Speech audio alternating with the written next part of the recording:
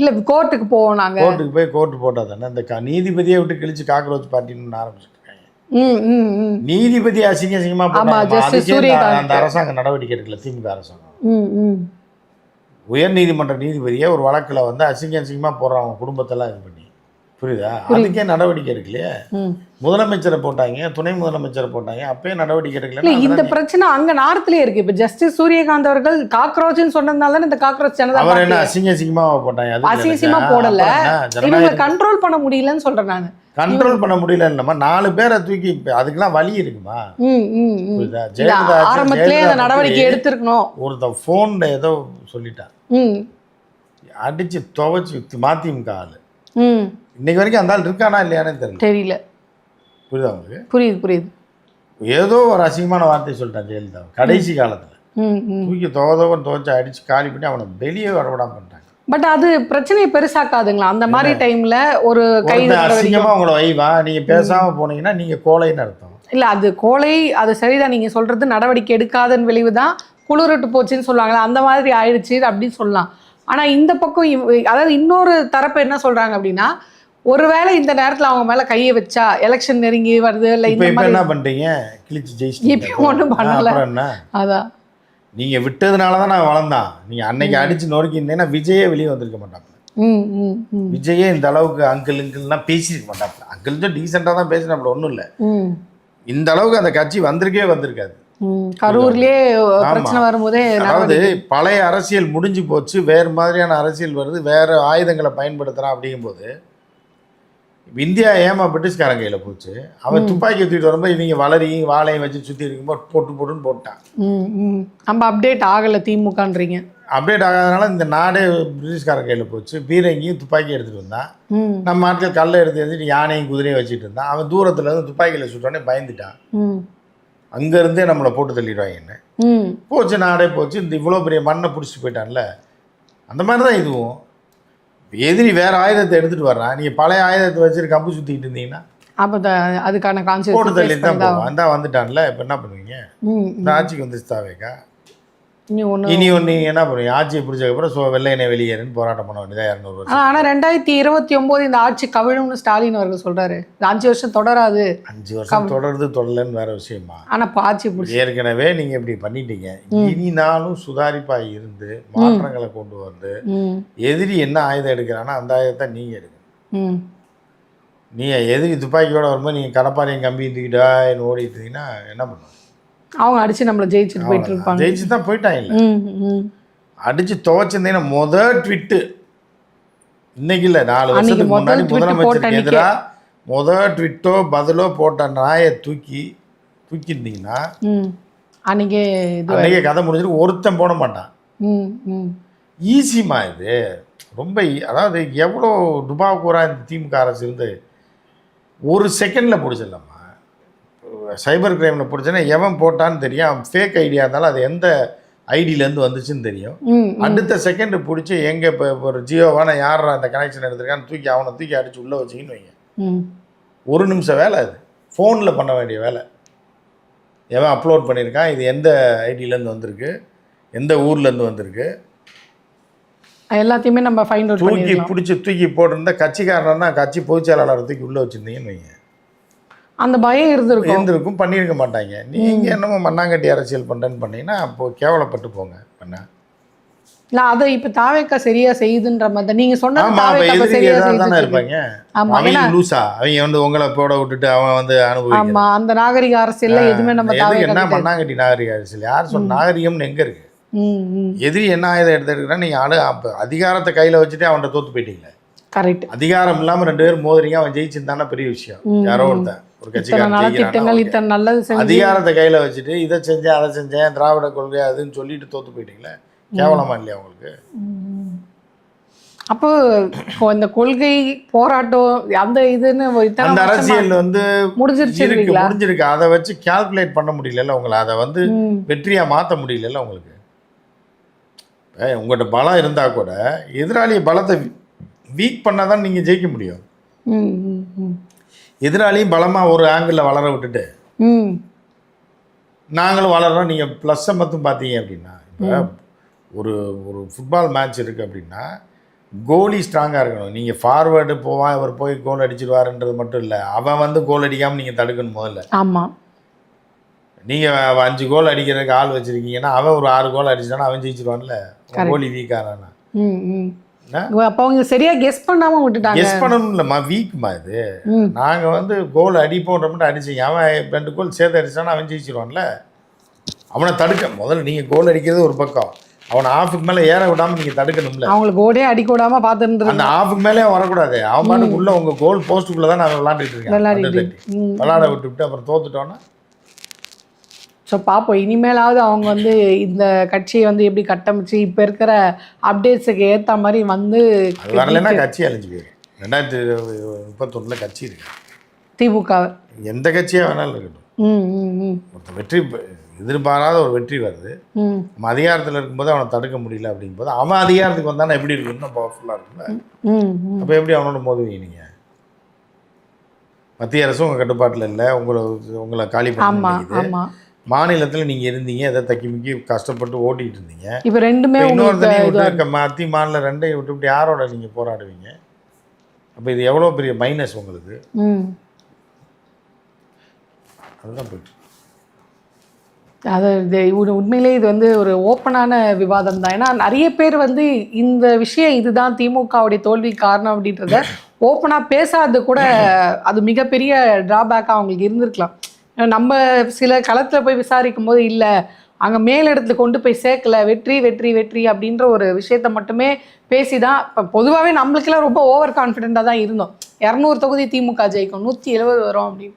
ஆனால் இந்த மாதிரி ஒரு ரிசல்ட்டை நம்ம எதிர்பார்க்காது ஒரு பேரதிர்ச்சியாக தான் இருக்குது. விஜயோட இந்த வெற்றி இந்த மாதிரி திமுக எங்கே கோட்டை விட்டுது. ஆனால் அதை ஆதவர்ஜனை எப்படி விமர்சனம் பண்ணுறோம், தோல்வியை நினச்சி இவங்க இன்னும் அழுதுட்டு இருக்காங்க. நீங்கள் அழுதுகிட்டே இருக்க வேண்டியதுதான், நீ போய் உங்கள் அப்பாவுக்கு ஆறுதல் சொல்லு, வீட்டில் சட்டமன்றத்தில் என்ன வேலை உனக்கு அப்படின்ற மாதிரிலாம் பேசிகிட்டு இருக்காங்க. அதுக்கு திமுகவே இடம் கொடுத்துச்சோ. அதிகாரம் இல்லாதப்பே பேசுவாங்க. அதிகாரம் ஆட்சி அதிகாரம் இல்லாதப்பே நீ கட்டுப்படுத்தலை. கோழைத்தனமான அரசுமா போன அரசு இருந்தது, ரொம்ப கேவலமாக. அது வெளியே சொன்னால் நமக்கு தான் அசிங்கம். ஸோ அப்படி அது ஒரு பக்கம் இருக்கும்போது இப்போ இவங்க அமைச்சர்கள்னு நிறைய பேர் போட்டிருக்காங்க இல்லையா, யாருக்குமே எதுவுமே தெரியலன்றது. ஜெயலலிதா வைகோவை பிடிச்சி வச்சு எப்போ தெரியுமா, அதுக்கு முன்னாடி 15 வருஷத்துக்கு முன்னாடி ஏதோ ஒரு பொதுக்கூட்டத்தில் எல்டிடி ஆதரிச்சு பேசுகிறாரு. அந்த டேப்பை வச்சு 15 வருஷத்துக்கு முன்னாடி நடந்ததை 4 வருஷம் ஜெயிலில் தூக்கி வச்சு 15 வருஷத்துக்கு முன்னாடி ஏதோ பொதுக்கூட்டத்தில். ஆனால் அது ஒரு பழிவாங்கும் நடவடிக்கை இல்லையா சார்? பழிவாங்கும் நடவடிக்கை அப்படியே பண்ணும்போது இதை பண்ணலன்னா அல்ல, அதான் இதை வந்து நீங்க ஆரம்பத்துல இருந்தே நடவடிக்கை எடுத்துருக்கணும். பழி வாங்கலன்னா கூட இந்த மாதிரி அசிங்கமா ஒருத்தர் நேரம் பேசுறாங்க. ஆமா, நீங்க கையை கட்டி நின்றுட்டு இருந்தீங்கன்னா அந்த அந்த புரிதல் அவங்களுக்கு இருக்கணும்ல. அது இல்லாதவங்க கிட்ட போய் நம்ம வந்து அதை செஞ்சது தப்பாக தான் இருக்குது. ஆனால் இங்கே இப்போ இருக்க அமைச்சர்களை பார்க்கும்போது ரொம்ப பயமாக இருக்குது. ஏன்னா காவேரி பிரச்சனை எவ்வளோ பெரிய பிரச்சனைன்னு நம்ம தெரியும். இப்போ அங்கே கர்நாடகாவில் காங்கிரஸ் வந்து ரொம்ப ஓப்பனாக சொல்கிறாங்க, எங்கள் தயவு இல்லாமல் நீங்கள் ஆட்சி அமைக்க முடியாது, நாங்கள் இனிமேல் வந்து அணை கட்டுவோம், காவேரி தண்ணிக்காக நீங்கள் எங்கிட்ட வந்து தான் நிற்கணும் அப்படின்னு ஓப்பன் சேலஞ்ச் விடுறாங்க. இதுக்கு திமுக சார்பிலேருந்து கண்டனங்கள் போகுது. ஆனால் தாவேக்காவுடைய அமைச்சரை போய் கேட்குறாங்க, இந்த மாதிரி பேசுகிறாங்க, அதெல்லாம் ஒன்றும் பிரச்சனை இல்லை பார்த்துக்கலாம் அப்படின்னு ஒரு அசால்ட்டாக ஒரு ஸ்டேட்மெண்ட் கொடுக்குறாரு. தெரிஞ்சா தானே தெரியல, எதுவுமே தெரியாம நாளைக்கு அந்த ஆபத்து இப்போ ஏதோ ஒன்று பண்ணி வந்து ஆபத்து வர வேண்டியது வந்துதான். நீங்கள் உள்ள பூந்தெல்லாம் தடுக்க முடியாது, நம்மளும் கூட சேர்ந்து அனுபவிக்க வேண்டியது தானே. அப்போ அணை கட்டி முடிச்சிருவாங்க இந்த 5 வருஷத்துல. என்னென்ன பண்ணணுமோ மத்திய அரசு எல்லாத்தையும் பண்ணி முடிச்சிடும். அவங்களுக்கு சாதகமான காலம், பாஜகவுக்கு இது சாதகமான காலம். அந்த பாஜகவை எதிர்க்கிற ஆளுன்னு சொன்னாங்களே, அவரு எதிர்ப்ப நேரடியாக எதிர்ப்பாங்க, அவங்க வேற எதிர்க்கிற மாதிரி இப்போ ஆளுநருக்கு எப்படி எதிர்த்தாங்களோ அந்த மாதிரி தான் தமிழ்தாய் வாழ்த்துக்கு எதிர்த்த மாதிரி பாஜகவை அவங்க எதிர்த்துட்டே இருப்பாங்க, அவங்க செய்யறது செஞ்சுட்டே இருப்பாங்க. அந்த மாதிரி. ஏன்னா இந்த கச்சத்தீவு கூட இவர் வந்து சொன்னார், ஏன்னா முதலமைச்சர் விஜய் அவர்கள் வந்து சொன்னார், நான் வந்து ஸ்டாலின் அவர்கள் மாதிரி லெட்டர்லாம் எழுதிட்டு இருக்க மாட்டேன், நான் வேறு மாதிரி ஏதோ நடவடிக்கை எடுப்பேன் அப்படின்னாரு. ஆனால் அவரும் வந்து லெட்டர் தான் எழுதியிருக்காரு. இன்றைக்கி ஒரு படி மேலே போய் அவங்களோட அமைச்சர் ஸ்ரீநாத் நினைக்கிறேன், அவர் வந்து சொல்கிறாரு நோ கமெண்ட்ஸ், கச்சத்தீவை பற்றி கேட்டால் நோ கமெண்ட்ஸ் அப்படின்னு பேசுகிறாரு. இதை எப்படி எடுக்கிறது? இப்போ எல்லா விஷயத்துலையுமே அது அப்படிதான் நம்ம எப்படி சார் கடந்து போக முடியும்? நீங்கள் என்ன பண்ணிடுவீங்க? நீங்கள் என்ன பண்ணுவீங்க? எதிர்கட்சியாக எதிர்ப்பு தெரிவிக்கலாம், அவ்வளோதான். இப்போ இந்த மாதிரி கண்டனம் தெரிவிக்கிறோம் இல்லை, அதுதான் நான் கேட்குறேன். ஒரு எதிர்கட்சி எதிர்ப்பு தெரிவிக்குது, கண்டனம் தெரிவிக்குது, ஆளுங்கட்சி அமைதியா இருக்கு. இதை எப்படி நம்ம ஏத்துக்கிறது? அது தமிழ்நாட்டுக்கு நீங்க மிகப்பெரிய ஆபத்து. ஏத்துக்காம ஓட்டு போடல இல்ல நீங்க. நான் போடல, தாவேக்காக்கு நான் போடல. சரி, கவலை நான் உங்களுக்கு என்ன இது இருக்கு? இல்ல, அல்ல நானும் தானே சேர்ந்து பாதிக்கப்படுறேன். பாதிக்கப்பட்டா போங்க, கர்நாடகாவில் போய் 4 வருஷம் இருந்துட்டு வாங்க. பெங்களூரு டிரான்ஸ்ஃபர் என்ன சார் வடிவேல் கேட்பாரு, நல்ல சீட்டா எடுத்து போடு, இங்கே இருக்கிறதா, துபாய்க்கு ஏதாவது போறதா? துபாய்க்கும் போக முடியாது, இப்போ அங்கேயும் போர் நடக்குது. இங்க வேணா நீங்க கேரளாவா கர்நாடகான்னு முடிவு. கேரளால காங்கிரஸ் ஆச்சு சார், அது அதோட மோசம். இல்லைன்னா கர்நாடகாவுக்கு போங்க, இல்லை ஆந்திராவுக்கு போங்க, இல்லைன்னா தெலுங்கானா. அந்த 4 ஸ்டேட் குழுக்கள் போடுங்க வீட்டில் உட்காந்து.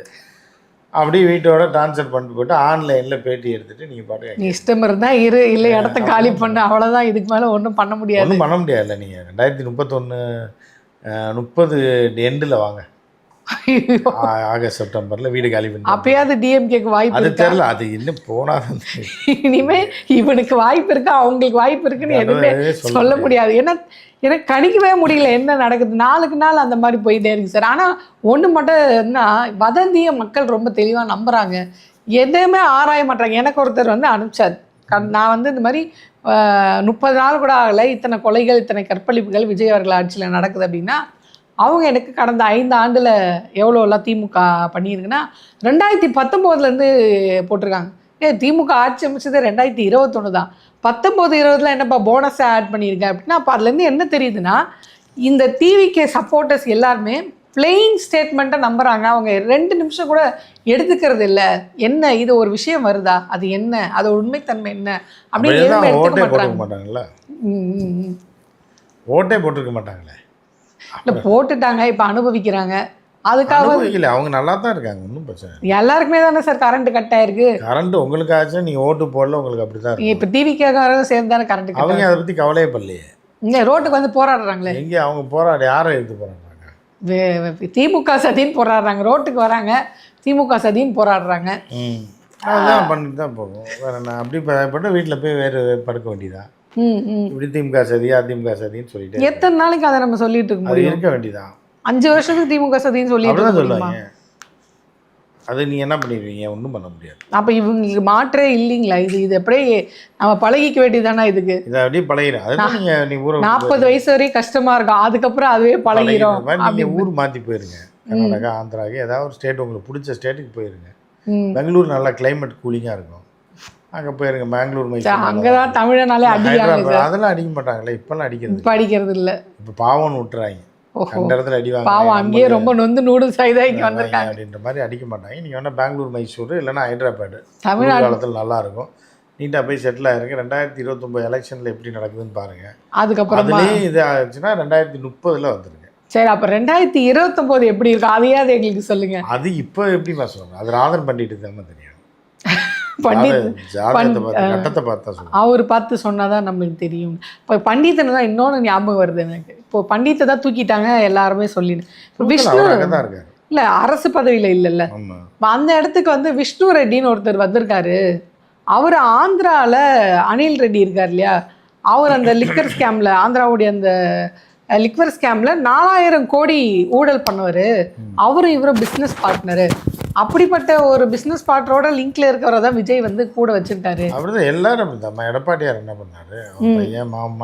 எடப்பாடி ஊழல், திமுக ஊழல். அப்ப நீங்க நாங்க மாற்று சக்தி, தூய சக்தி தானே வந்தாரு. ஏதாவது ஒன்று சொல்லி தானே ஆட்டைய போட முடியும். இல்ல அப்போ எடப்பாடி மாதிரி தான் இவருமா? நீங்க தான் முடிவு பண்ணணும். இல்ல கூட வச்சிருக்காரு, அது வைக்கிறது ஊழல் பண்ணவரோட பிசினஸ் பார்ட்னர் அவர். அப்ப அதுல என்ன தப்பு இருக்கு? இல்ல அப்படி பிசினஸ் பார்ட்னர்னா எந்த பங்கு எடுத்திருக்க மாட்டாரா? அப்படிப்பட்டவர் கூட இவரு ஒரு அட்வைசரா வச்சிருக்காருன்னா அப்படி சொல்ல போகிறோம். அப்பார்ட்மெண்ட்ஸ் இருக்குது, ஒருத்தன் வந்து கஞ்சா விற்கிறவனா இருப்பான், தெரியாது. அதுக்காக உங்களே அதோட சேர்க்க நான் நீங்கள் B1 இருக்கீங்க, அவன் C1 இருக்கான். இல்லை பி இப்போ அதே அப்பார்ட்மெண்ட்ஸில் இவங்க 2 பேர் சேர்ந்து ஒரு பிஸ்னஸ் பண்ணுறாங்க. ஒருத்தர் ஊழலில் மாட்டுறாங்கன்னா அவங்களுக்கு இவங்களுக்கு எந்த தொடர்புமே இல்லாமலே இருக்கும். அது எப்படி தொடர்பு இருக்குன்னு நீங்கள் எப்படி சொல்ல முடியும்? தொடர்பு இல்லைன்னு எப்படி சொல்ல முடியும்? தூய சக்தி, அவங்க தீய சக்தி, ஆனால் ஃப்ரெண்டாக இருப்பாங்க. அப்படி தான் பார்க்கணும் சார். பிளெயின் ஸ்டேட்மெண்ட்லேயே இந்த 5 வருஷத்தை முடிச்சிடும் போல இருக்கே. அதுதான், அது போயிட்டே இருக்கும். நீங்கள் அதுதான் 2019 அப்புறம் வெயிட் பண்ணி பாருங்கள். இந்த 29 வரையும் வெயிட் பண்ணி அதில் ஏதாவது ஒரு மாறுதல் இருந்தால் இங்கே இருங்க, இல்லைன்னா காலி பண்ணி 3 வருஷம் இருக்குது. அதான் 2026 இது 27 28 29 வருஷம்னா 29 எலெக்ஷன் முடிஞ்சோடனே போயிட்டீங்கன்னா 29 30 31 2 வருஷம் தான். 2 வருஷம் கேப் நிம்மதியாக இருந்துட்டு வாங்க. அதாவது ஏதாவது மாற்றம் வந்துச்சுன்னா இங்கேயே இருங்க. இல்லை, வடிவேல் சொல்லுவார், டீ கடையை அடைச்சிட்டு அவன் போனால் அவன் டீ கடையை அடைக்கலைன்னா நம்ம இங்கேருந்து ஓடிடுவோம் அப்படின்ற மாதிரி 2029 என்ன ஸ்ட்ராட்டஜி மாறுதுன்னு பாருங்க. இல்லை, நான் தாவேக்காவே ஏற்றுக்கிறேன், இதே மாதிரி இந்த மாதிரியான பழி இதெல்லாம் தாண்டிட்டு ஜனநாயகமாக தான் அரசியலாவது கும்பலோட கோயிந்தாவாயிடுவோம்னா நீங்கள் தமிழ்நாட்டில் இருங்க, இல்லைன்னா வேற ஏதாவது ஊரை பார்த்து போக அப்படின்றீங்க. எதுல அரசியல் நடத்தணும்னு அவசியம் இது இல்லையா உங்களுக்கு? இவ்வளோ கேவலமா சிட்டிங் முதலமைச்சர் ஒரு எம்எல்ஏவை அப்படி போட்டா கூட விட்டுருக்க மாட்டாங்க ஜெயலலிதா ஆட்சியில். கலைஞர் இருந்தா விட்டுருப்பாரா? நீங்க நாகரிக அரசியல்ன்ற பேர்ல கழுவி ஊத்துறா. முதலமைச்சர் பேஜில் வந்து அதில் இது போடுறான், இது பதில் போன்ற பேரில் அசிங்கமாக போடுறான். ஒருத்த மேலே நீங்கள் நடவடிக்கை எடுக்கல, கேஸ் போடல. அப்புறம் இப்படிலாம் போடலாம் போலன்னு சொல்லி போடத்தானே செய்வான். அப்புறம் கையாளத்தனமாக இருந்துட்டு இப்போ இப்போ இது பண்ணுறான், குத்துதே குறையுது என்ன இல்லை. இப்போ திமுக சார்பில் இருந்து ஒரு அறிக்கை வெளியிட்டிருக்காங்க. அது என்ன அப்படின்னா, இனி நீங்கள் இப்போது ஏன்னா அந்த ரீசெண்டாக டிவிகே சார்பாக அவதூறு பரப்புறதுக்குனே ஒரு டீம் வச்சுருக்காங்க. அதில் ஒரு பொண்ணு முன்னாள் துணை முதலமைச்சர் உதயநிதி ஸ்டாலின் அவர்கள் ரொம்ப மோசமாக ஆட்சியில் இருக்கும்போதே பேசினாங்கம்மா. இப்போ எதிர்கட்சியில் வந்ததுக்கப்புறம் பேச மாட்டாங்க. அதான் அதுக்கு ஆட்சியில் இருக்கும்போது என்ன பிடுங்குனீங்க? நீங்கள் என்ன பண்ணீங்க? ஆட்சியில் பண்ணல. ஆட்சி துணை முதலமைச்சர் இல்லை, முதலமைச்சரை காட்ட வேணானே எவ்வளோ கேவலமாக பேசியிருக்காங்க. நமக்கு அப்படியே இது டென்ஷன் ஆகுது.